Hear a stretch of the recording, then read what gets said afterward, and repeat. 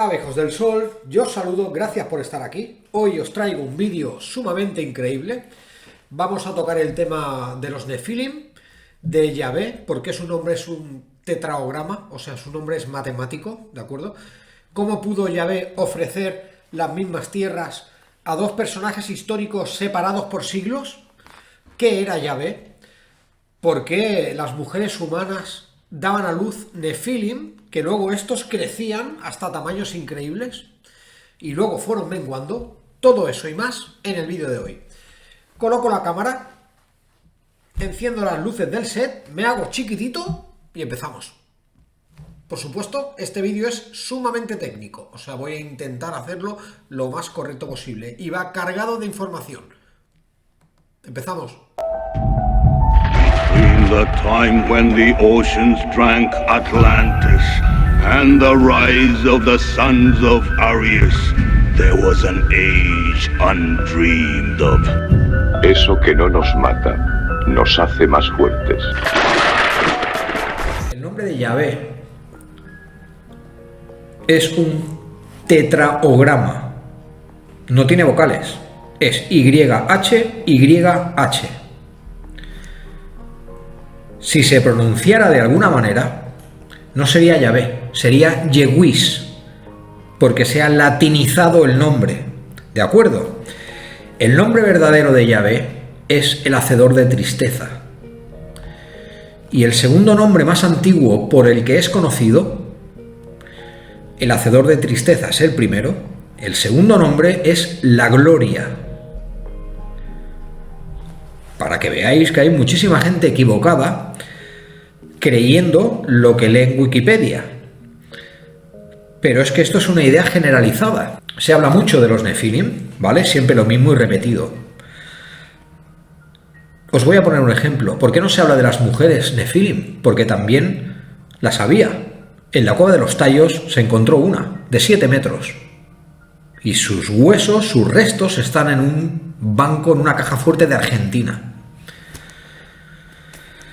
Estas mujeres, la primera y más conocida fue la mujer de Sansón. La mujer de Sansón.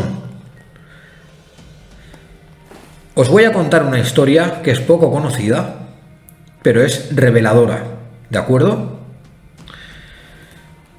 La mujer de Sansón era una giganta Rafaitia. ¿Sabéis de dónde viene el nombre de Rafaela? Viene de ahí. El nombre de Rafaela significa la que Dios ha curado. ¿Por qué? Porque Dios, quien fuera,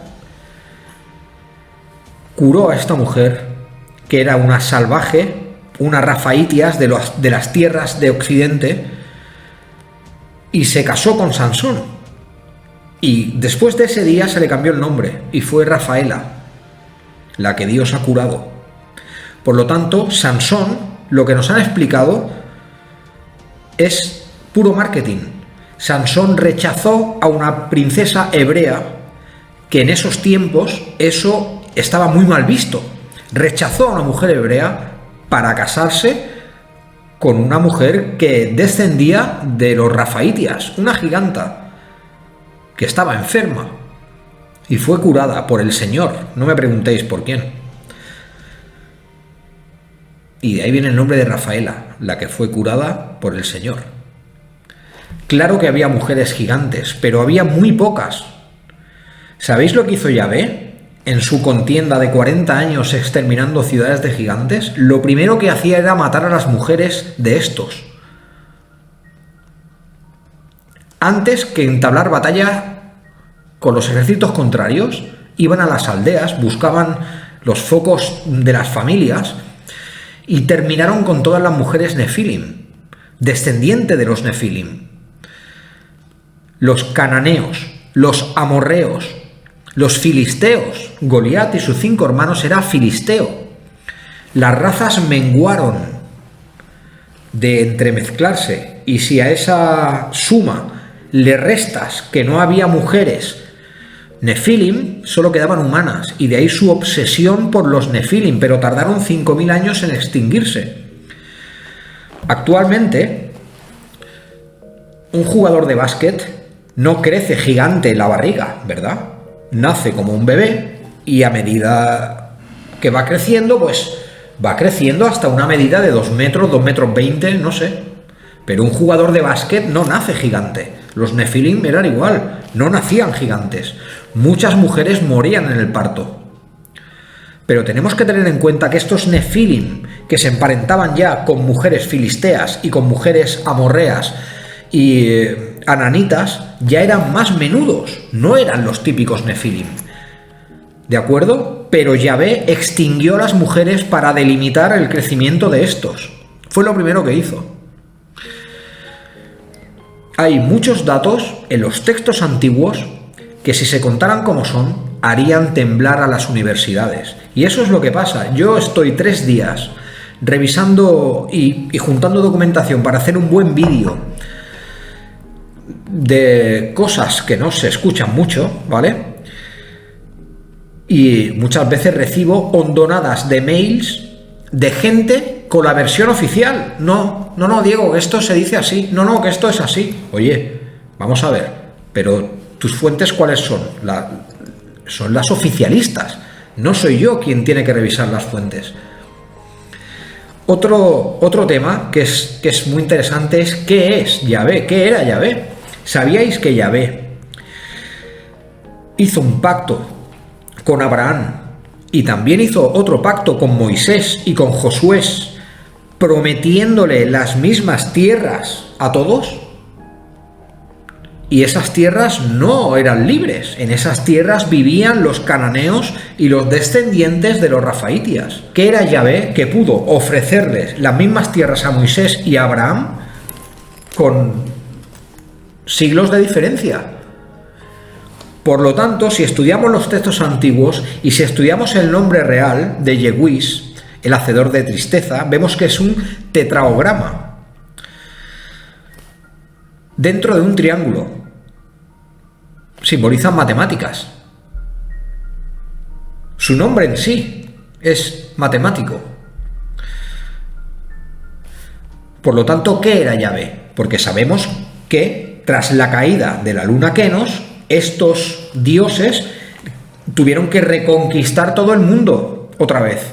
Por lo tanto, Dios, el nuestro, que venía de otro tiempo atrás, con otro nombre. Yahvé, el que nosotros conocemos, venía de otro tiempo y allí tenía otro nombre. Por eso me hace mucha gracia cuando me dicen que repase mis fuentes. Digo, no, perdona, si es que la versión que me estáis ofreciendo en los mails, como por ejemplo ayer, estuve hablando con un chico cerca de 10 minutos vía mail, pero el chico solo hacía que repetirme la versión oficialista. Y yo haciéndole entender que es que la Biblia ha sido modificada 13 veces. Vale, amigos, otro ejemplo que me gustaría comentaros, que es muy común. Muchos os preguntaréis, vale, ¿y dónde está nuestro Señor, no? El que todos conocemos, ¿de acuerdo? Todos mis respetos para todas las personas y para todos los tipos de religiones. Ya sabéis cómo soy, yo vive y deja vivir. ¿De acuerdo? Pues bien, he recibido comentarios diciéndome, no, es que nuestro Señor no era Yahvé, sino que era Jesucristo, porque Jesucristo hizo esto, o lo otro, o el Señor. Es que hay tal confusión de dioses en la historia que verdaderamente no se sabe quién jugó en qué bando y quién hizo qué. ¿De acuerdo? Si yo os digo ahora, Jesucristo, por ejemplo, ¿vale? Todo el mundo lo conoce, es una figura que se conoce, ¿de acuerdo? Y todo el mundo me dirá, sí, Jesucristo, el que saca truchas de un cesto y hace milagros, ¿no? Vale, pues, ¿qué os parece si yo os digo, y esto está escrito y escondido, que es todo un cuento? ¿De acuerdo? La historia de Jesús de Nazaret, se inventó en el año 303 por un romano llamado Lactancio. Fue una conglomeración de historias, incluida la de Alejandro Magno, para crear la figura de Jesús, que no tiene nada que ver con, digámoslo así, el Jesús verdadero, porque sí hubo uno, pero no murió crucificado y huyó a Cachemir, ¿de acuerdo? ¿Sabéis lo que significa crucificar? Y esto está escrito en los textos antiguos. ¿Sabéis lo que significa crucificar? Atar con cuerdas a alguien en la cruz hasta que muere. Por lo tanto, no fue crucificado, como muy bien dice el Sura Nisa, versículo 16, y fue el discípulo traidor quien murió en la cruz, y su maestro huyó a Oriente. Su maestro era Jesucristo y el discípulo traidor era Judas. La Iglesia cogió esta historia, le añadió dolor para reconocer que el sufrimiento es necesario en esta vida, y los latigazos y el daño y el dolor y ¡ay, madre mía, qué pobrecitos! No fue crucificado, ni siquiera fue él el que estaba en la cruz. Chicos, tenemos que tener en cuenta que ha habido un periodo muy largo de tiempo donde los dioses o los supuestos dioses han metido mano en el partido en el minuto 1, y con todo lo que sé, solo sé que no sé nada. Pero para que veáis que esta historia es cierta, se encontró un sello antes, la figura de Jesús, que vuelvo a repetir que yo creo en Dios, pero a mi manera, ¿de acuerdo? La figura de Jesús fue ridiculizada, ¿de acuerdo? En Roma. Y era mostrada con la figura de un burro, un asno, con una cuerda, crucificado, pero con una cuerda. Y hay un sello también que se encontró, que fue escondido de inmediato, se encontró en otro lugar, ¿de acuerdo? Y sí, también salió la figura de Jesús atado y ridiculizado, perdón. Por lo tanto, volvemos a lo de siempre. Han contado lo que ellos han querido y han creído conveniente para crear y hacer subir religiones o hacerlas caer. Y esto es así, y hay muchos historiadores a que apuntan que esto es completamente cierto. Otro detalle más de nuestra historia y seguimos con el vídeo. Muy bien, amigos, y ahora sí, espero que haya quedado claro. El periodo de extinción de los Nefilim duró 5.000 años. Lo primero que se hizo con esta raza híbrido celestial y humana fue, ejecutado por Yahvé, fue exterminar a las mujeres para delimitar aún más su población. Quedaban muy pocas mujeres Nefilim, batallaban entre ellos por ellas, de ahí su obsesión cuando ya no quedaban, su obsesión por las mujeres humanas. Muchas eran secuestradas, muchas morían durante el secuestro, pero tenemos que entender que estos Nefilim ya no eran tan grandes como los primeros, ¿de acuerdo? Por eso algunas mujeres sobrevivían y daban a luz hijos especiales que crecían muchísimo, ¿de acuerdo? Pero tenemos que tener claro que este periodo duró casi 5.000 años. De ahí todas las leyendas que hay, de ahí todos los mitos y todos los escritos. Y esto sale reflejado en los libros antiguos, chicos. Siempre se ha preguntado a la gente cómo pudieron hibridar entre... Bueno, pues es que no fue de la noche a la mañana. Fue un proceso donde unas razas se extinguieron, otras se mantenían y otras alzaron o cayeron. Y esto es lo que pasó con las mujeres Nefilim y con los Nefilim, llamados ananitas, filisteos, cananeos, porque así está escrito. Chicos, y ahora sí, espero que haya quedado esto claro, porque ahora entramos en lo que os gusta. Ahora es cuando me pongo en plan Terminator con vosotros. Os digo cosas. El sagrado libro de los números. Yahvé le dijo a Lot: no contrates ni hagas alianzas con los habitantes del Moab.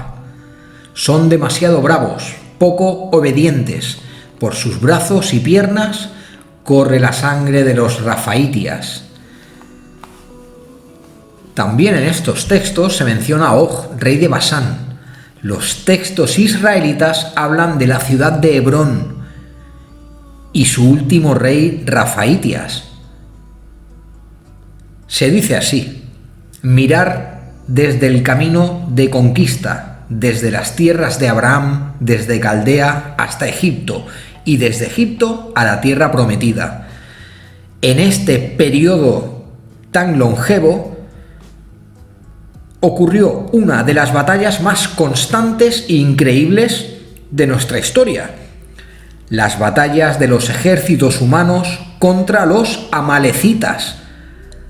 Son los hijos de los rafaitias, descendientes más menudos de los nefilim, y esto ocurrió en el Éxodo. En el capítulo 13 del libro de los Números, Yahvé mandó a Moisés a reconocer las tierras de Canaán, y dijo así: y subieron por el sur, y llegaron hasta Hebrón, y allí nuestros espías vieron a Sesai, Talmai y Aimán, los hijos de Anac. Aún vivían los grandes gigantes de la antigüedad. Libro de los Números, capítulo 13 al 22. Génesis 15-18. Y aquel día el Señor hizo una alianza con Abraham, diciendo: yo he dado estas tierras a tu descendencia, desde el torrente de Egipto hasta el gran río Éufrates. Los kenitas, los keniceos, los canonitas, los refaim y los amorreos deberán entregar sus tierras. Atención, si no os habéis dado cuenta, tanto la religión hebrea como la religión cristiana se refieren a los gigantes con el mismo término: o refaim, o rafiaitas, o anaquitas. Desde el siglo XXI antes de Cristo, las ciudades de los gigantes fueron destruidas por los ejércitos de Yahvé y los humanos. Desde ese mismo día, cuando las ciudades de los gigantes fueron destruidas, perdieron su nombre en la historia y dejaron de llamarse rafaitias para llamarse emineos y amalecitas, para esconderse. El nombre rafaitias estaba prohibido y denunciado, y eran perseguidos. Ya era una raza más pequeña. Todo esto sucedió durante años.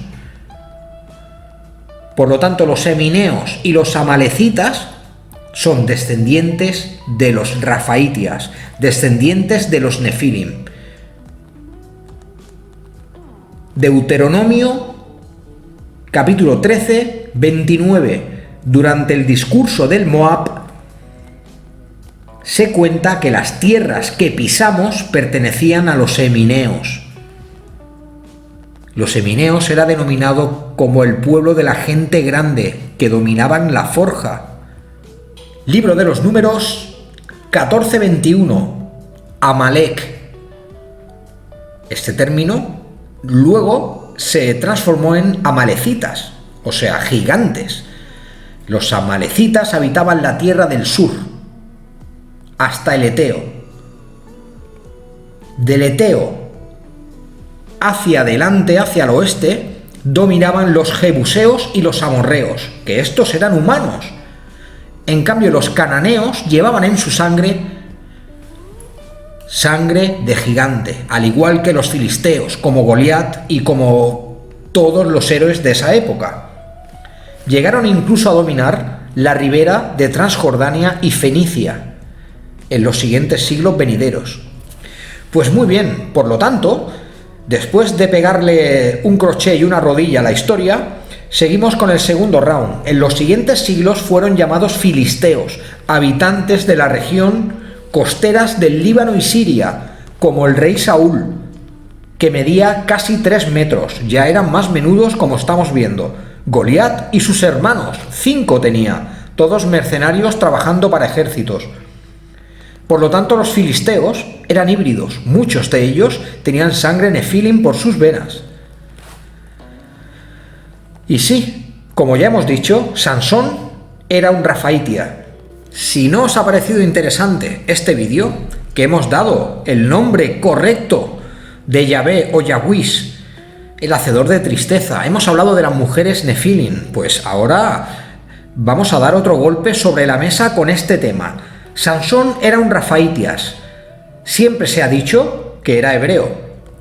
pero no lo era. Nació en el Líbano, zona filistea. Su nombre, Sansón, denota culto al sol, no a Yahvé. Atención, en el libro de los jueces se cuenta que Sansón mató a 1000 hombres con una quijada de caballo o de burro. Sansón rechazó una princesa hebrea y eso le costó ser repudiado por el bando contrario. Muy mal visto en esa época, ya que el culto a Yahvé estaba creciendo y Sansón rendía culto al sol. Sansón se casó con una giganta que estaba enferma y el Señor la curó y la llamó Rafaela, la que fue curada. Se casó con esta filistea, que si hemos entendido el vídeo, los filisteos tienen sangre rafaítias. Otro bombazo más para nosotros, chicos. Es tan interesante escudriñar los textos antiguos para que nos demos cuenta que está todo muy bien explicado, solo que no quieren que sepamos esto. Por eso se ha latinizado la Biblia, por eso se ha confundido, por eso se ha reescrito 13 veces. Pero esta es la verdadera historia. Directos como un crochet, chicos.